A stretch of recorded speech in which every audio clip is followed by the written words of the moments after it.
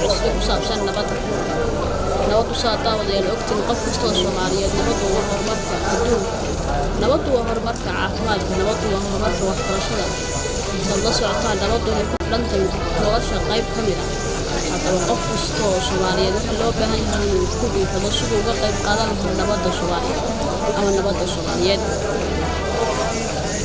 inta looga baahan yahay nabadda ka qayb qaadato maaha oo kaliya ciidanka booliska waxa looga baahan yahay qof kastoo muwaadin Soomaaliyeed inuu ka qayb qaato nabadda waayo sababtoo ah nabaddu waa aasaaska nolosha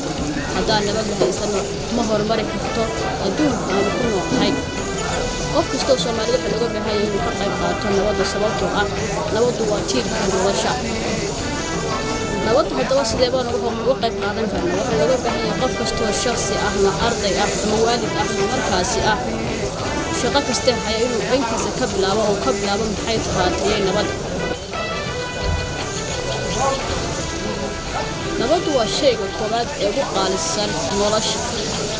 wadamada qaar aynu tagno inaan amni ka helno waxa ay samaysteen nabad haddaba waxa loo baahan yahay qof kastoo muwaadin Soomaaliyeed inuu wadankiisa nabad ka samaysto sababtoo ah wadamada yaacna maaha wadamada inagu aan leenahay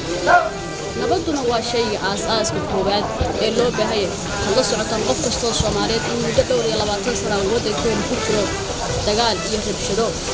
cid kale inama weeraraysa inaga Soomaaliyeed ayaa dhexdeena ishaysana markaste waxa loo baahan yahay inaan markaste ka waantoono oo markaas aan wadankeena si aan sharaf ugu yeelan lahayn dunida caalamka aan uga qayb qaadano horumarkiisa qof kastoo muwaadin Soomaaliyeed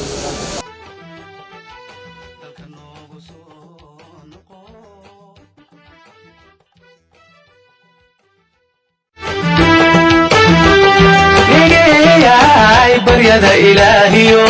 كما نوغ دعادي